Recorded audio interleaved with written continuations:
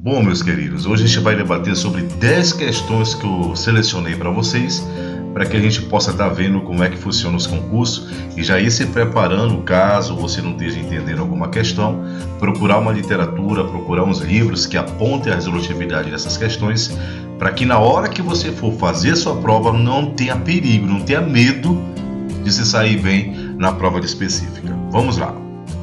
A primeira questão ela fala o seguinte, ela vai falar sobre tomografia computadorizada. Ela diz que é um exame de imagem que passou nos últimos anos por uma grande quantidade de modificações e melhorias nos equipamentos, com base na evolução da informática e também dos equipamentos de tomografia propriamente ditos. O sistema Sleip-Hagen. Pessoal, preste atenção o que é anéis de contato, né? Que são os anéis deslizantes, conhecidos também como anel deslizantes. A gente vai ler as alternativas e vamos ver qual que é a melhor se encaixa dentro dessa pergunta da banca.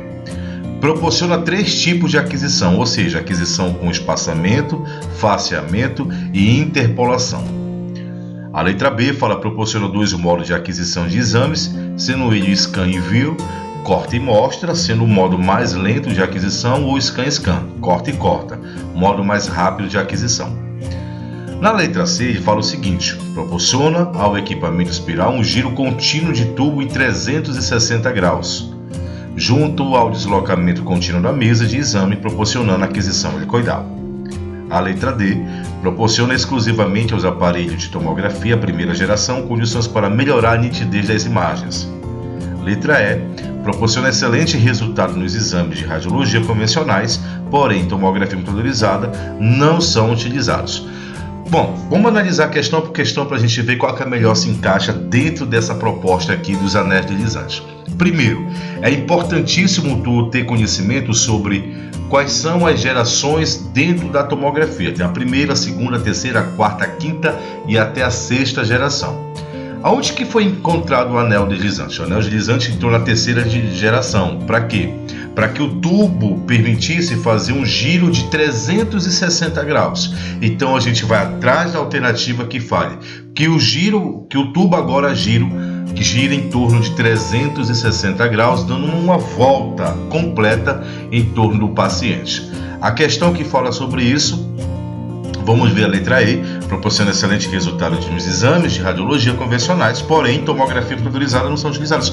Nossa, cara, lá em cima ele está falando sobre tomografia. Aqui embaixo ele fala que não é na tomografia, logo a gente vai logo descartar essa alternativa. Letra D, proporciona exclusivamente aos aparelhos de tomografia da primeira geração.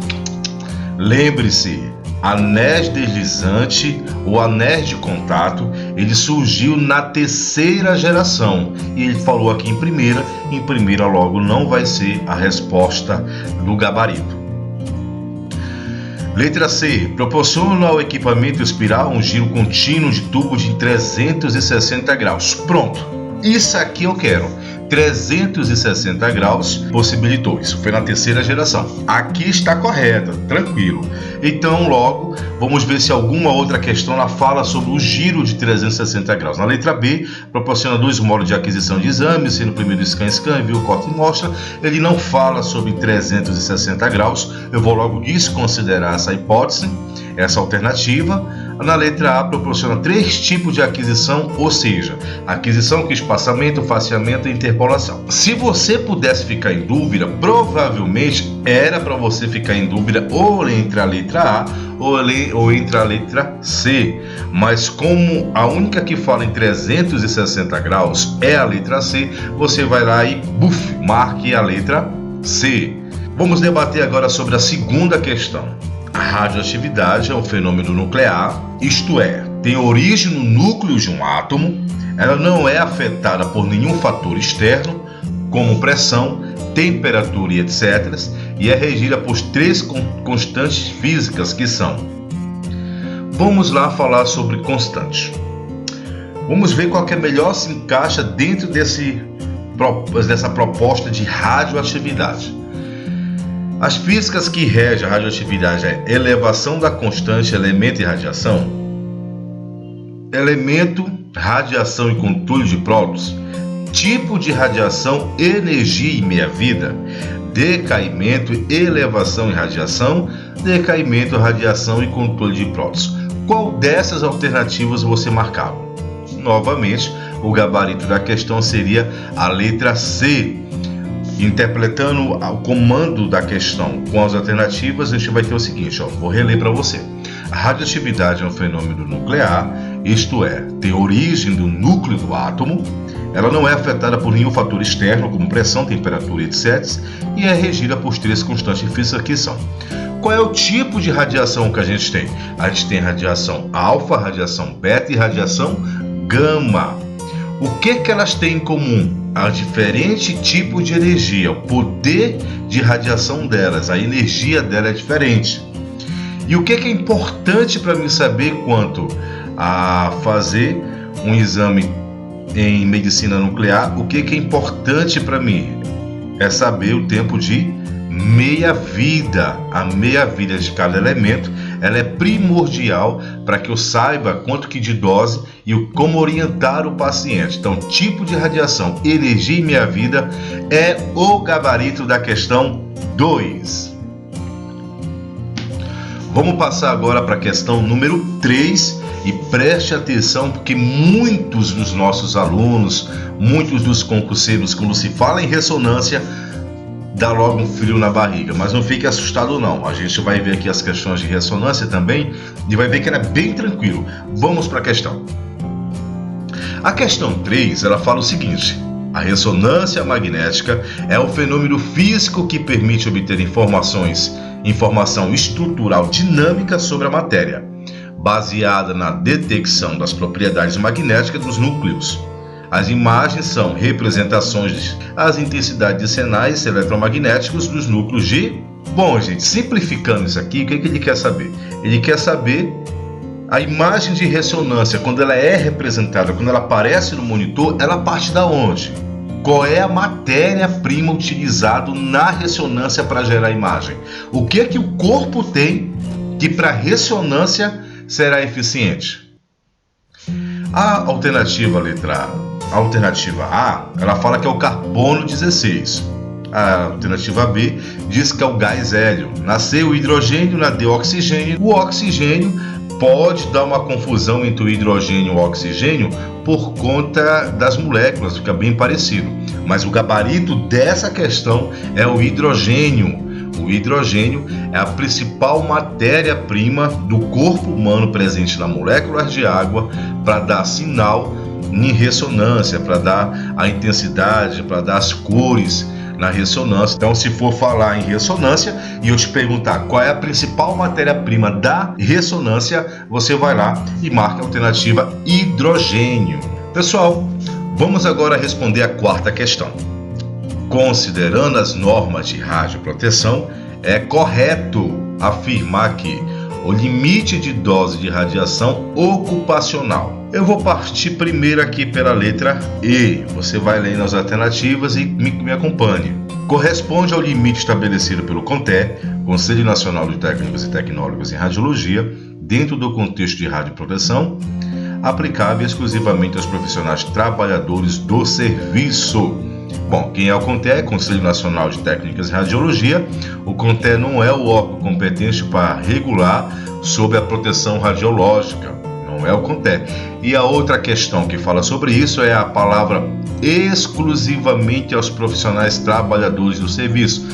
Quando a gente fala em radioproteção, a gente está preocupado com o ambiente, com o nosso público, com o estagiário, com a grávida e com você. Então não é só exclusivamente aos profissionais. Corresponde ao limite estabelecido por cada serviço de diagnóstico por imagem dentro do contexto da radioproteção, aplicável exclusivamente aos profissionais trabalhadores do serviço. Novamente tem a palavra exclusivamente aos profissionais trabalhadores do serviço, que não é, né? Tem toda uma outra variável, e também corresponde ao limite estabelecido por cada serviço de diagnóstico. Não, gente, não pode, não tem nem cabimento uma coisa dessa. Vamos dizer que em determinado hospital ele fala que o limite de dose para o paciente é de tanto, e o limite de dose para o profissional é de tanto. No outro setor, em outro hospital, em outra unidade, em outra clínica, ele vai mudar esse contexto? De forma alguma. Correspondente de dose estabelecida pela CNEM, dentro do contexto de radioproteção aplicável exclusivamente aos profissionais trabalhadores de serviço. A letra C, novamente, ela fala sobre aplicável exclusivamente aos profissionais trabalhadores do serviço. Por isso, ela é uma alternativa errônea, está errada. Letra B, corresponde ao limite estabelecido pela direção da instalação, obrigatoriamente inferior ao correspondente limite estabelecido pela CNEM. Corresponde ao limite estabelecido pela direção da instalação. De forma alguma. O que isso aqui corresponde é um limite estabelecido por quem? Pelo CNEM, dentro do contexto de radioproteção, aplicável a trabalhadores, aos estudantes, aprendizes e estagiários cujas as atividades envolvem o emprego de radiação. O gabarito desta questão, na questão número 4, é a letra A. Fique atento. Vamos falar agora sobre meios de contraste. Isso mesmo, meios de contraste. Vou narrar a história que a comando da questão fala e preste atenção, fique atento. Vai logo dando uma olhada para as alternativas abaixo, para que depois não tenha nenhuma dúvida de marcar a correta. A paciente Maria HSR, de 60 anos, foi levada até um hospital com dor aguda na região epigástrica e atendida pelo gastroenterologista de plantão. Após o exame clínico, foram solicitados exames bioquímicos de urgência e também um EED, esôfago, estômago e duodeno, para avaliar possível perfuração úlcera gastroduodenal. Como técnica de radiologia de plantão, para realizar o exame radiológico contraste para a devida paciente, Dona Maria, e confirmar o prognóstico, o meio de contraste para esse procedimento será contraste iodado hidrossolúvel, contraste sulfato de bário, duplo contraste de iodo e gás carbônico, duplo contraste de bário e ar e contraste de gadolínio.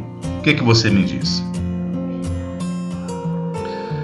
Questão 5. Vou repetir para você a questão 5. Pessoal, preste atenção nessa questão, na questão de número 5, que vai narrar uma história e vai te fazer uma pergunta bem interessante. A paciente Maria, de 60 anos, foi levada a um hospital com dor aguda na região epigástrica e atendida por um gastroenterologista de plantão. Após o exame clínico, foram solicitados exames bioquímicos de urgência e também um EED, o esôfago, estômago e duodeno, para avaliar a possível perfuração por úlcera gastroduodenal. Como técnica de radiologia de plantão, para realizar o exame radiológico contrastado da paciente Maria e confirmar o prognóstico, o meio de contraste que usará para esse procedimento será contraste iodado hidrossolúvel. Por que será esse contraste, meu povo? Se quando você estudou na parte de exame contrastado, você viu, olha pessoal, falou em estudar o esôfago, o estômago e duodeno, o contraste utilizado para que isso seja possível, o contraste de sulfato de bário, ele que é o indicado para o estômago, para o sistema gastrointestinal como um todo. E por que nesse momento agora o contraste é o iodado hidrossolúvel? Eu não estou entendendo. Sabe por que você passou batido? Ou poderá ter passado batido porque você não prestou atenção do que o comando da questão está falando. Após o exame clínico, solicitação de exame bioquímico e também para avaliar possível perfuração. O contraste sulfato de bário, ele é contraindicado absoluto para perfuração do gastro, da parte digestiva por completo. Se tem essa hipótese, uma perfuração por arma branca, por arma de fogo, por um trauma, por qualquer que seja, tem perfuração da parte gastrointestinal, você não utilizará o sulfato de bário, e sim o contraste iodado hidrossolúvel. O paciente Luiz, de 14 anos, sofreu um trauma na região geniturinária quando disputava uma partida de futebol e, com queixa de dor intensa no local, foi levado ao serviço de pronto-socorro. Após exames clínicos iniciais, o médico plantonista solicitou o exame de urina e foi constatado sinais de hematúria, urina com sangue. O exame radiológico contrastado para avaliar a uretra e bexiga, indicado para esse caso, vem uma linhazinha para você preencher, assinale a alternativa que completa corretamente a lacuna. Urografia excretora, histerosalpicografia, uretrocistografia miccional retrógrada, enema opaco ou mielografia. É o seguinte, são nomes que muitos não estão acostumados a visualizar, a ver em solicitações médicas para exames. É importantíssimo que você pegue cada uma dessas e vai entender para que serve cada exame desse, qual a indicação de cada exame desse. Uretrocistografia miccional retrógrada, o que quer dizer isso? Ela quer dizer o seguinte, é no momento da micção, no momento que o paciente for fazer urinar, e retrógrada porque é voltando. Então ele fala aqui, ó, radiológico contrastado para avaliar a uretra e a bexiga, indicado para esse caso é a alternativa correta. Então a alternativa correta nessa questão é a letra C, uretrocistografia miccional e retrógrada, miccional retrógrada, a letra C. Vamos para a questão número 7.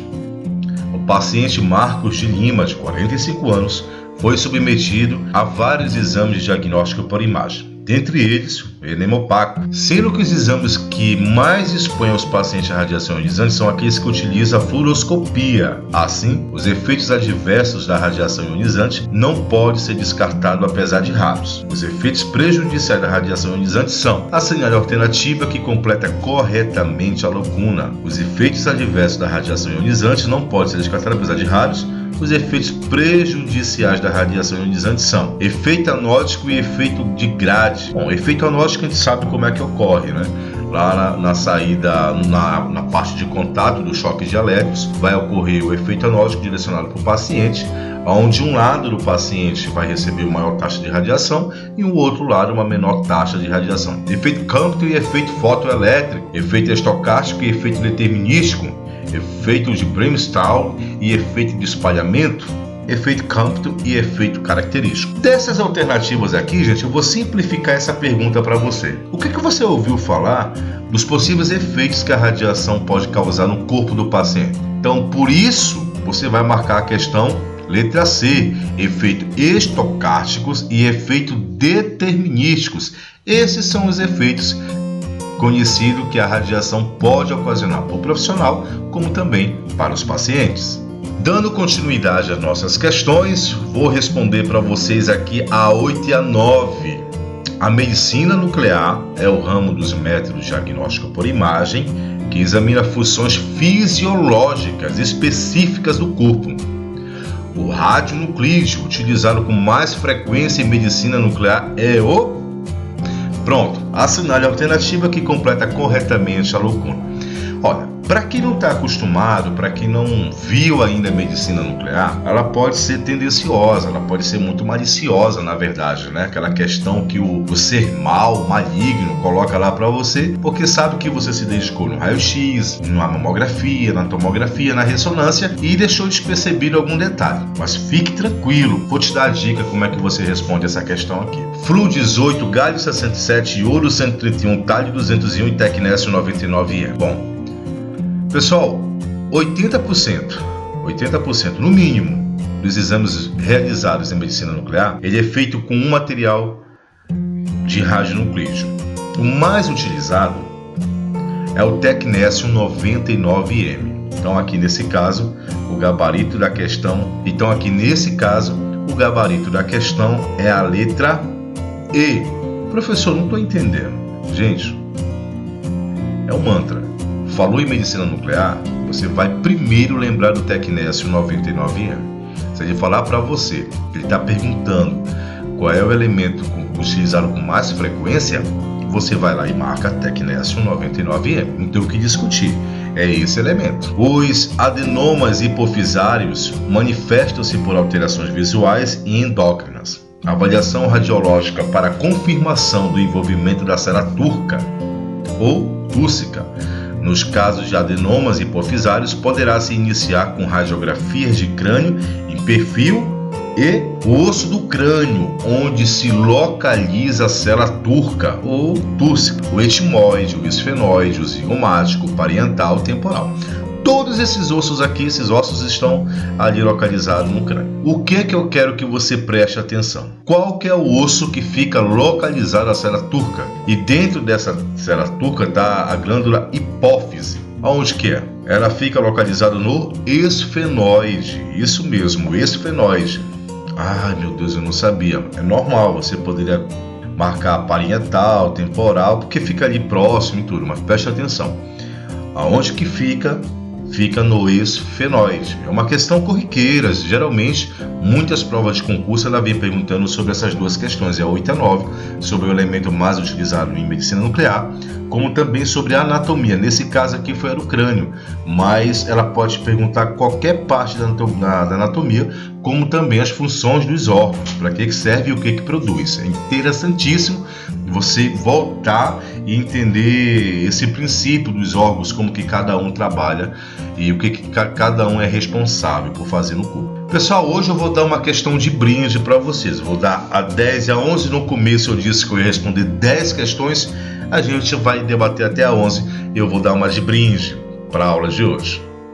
A coluna vertebral é constituída de uma série de curvaturas. Essas curvaturas são fisiológicas e compensatórias, pois contribuem para aumentar a força e manter o equilíbrio ao longo da linha central de gravidade. As curvaturas exageradas ou anormais de coluna, vista em perfil, descrita como corcunda torácica ou com convexidade aumentada, são chamadas de assinale alternativa, então, correta. Apoptose, o que quer dizer isso?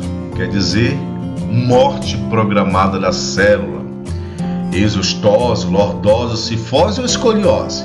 Qual dessas alternativas você marcaria nessa prova? Uma questão de anatomia, uma questão bem bacana para se responder, um ponto garantido na prova quando você pegar isso aí, porque você tem que saber sobre algumas patologias e como que se comporta cada uma durante na hora que se faz a imagem e verificar na coluna vertebral. Cifose. A cifose é essa curvatura de corcunda que se dá. Então você tem a lordose, que fica ali na parte lombar, você tem a cifose e tem a escoliose. Então prestar atenção, caso não esteja lembrando qual que é a diferença de uma para outra, dá uma revisada, pesquisa aí na internet rapidinho sobre lordose, cifose e escoliose, problemas que podem aparecer, que aparecem com frequência na coluna. A radiografia é o registro duradouro de uma imagem de raio-x que é feita em um filme especial, através de uma relevação, A radiografia é um registro duradouro de imagem de raio-x que é feita em um filme especial através de uma revelação fotográfica. A radiografia é semelhante em quase todos os critérios da fotografia, pois utiliza a energia radiante, a matéria a ser gravada. O filme fotossensível e o processo químico seco que torna a imagem latente e visível é duradoura. O termo imagem latente, gente. Imagem latente significa o quê? Assinale então a alternativa correta, levando em consideração de todo esse comando da questão só o que fala sobre imagem latente. Uma imagem invisível formada na película antes da revelação, imagem visível com alto tons de cinza, imagem invisível com baixo tons de cinza, imagem com densidade fotográfica, imagem com radiação secundária. Na verdade, ela é uma imagem invisível formada na película antes da revelação do exame. Observe que também ele aproveita e ele chama a tua atenção como se fosse num passe de mágica.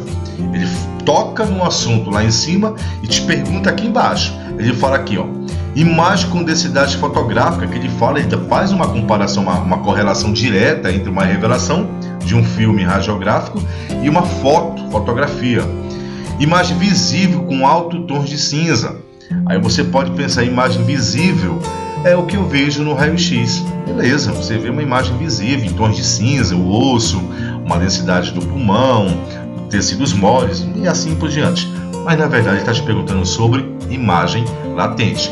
Preste atenção nas pegadinhas que as bancas podem colocar durante as questões, a elaboração das questões. Nós respondemos aqui 11 questões. Mande a sua pergunta, tire a sua dúvida, fique à vontade para escrever e fazer o seu comentário da forma que você quiser. Um forte abraço e até o próximo